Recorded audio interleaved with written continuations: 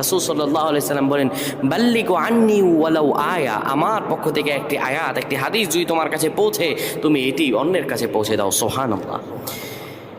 বৃহস্পতিবার যখন হয়ে যায়, দিন গিয়ে যখন রাত আসে, ওই রাতটা বৃহস্পতিবারের নয়, আরবি নিয়মে রাত আসে আগে, দিন আসে পরে।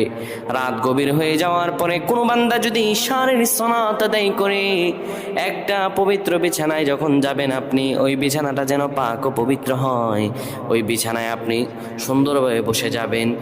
তারপরে বসে যাওয়ার পরে আপনি দোয়া পড়তে থাকবেন, আর রহমান 7বার পড়বেন।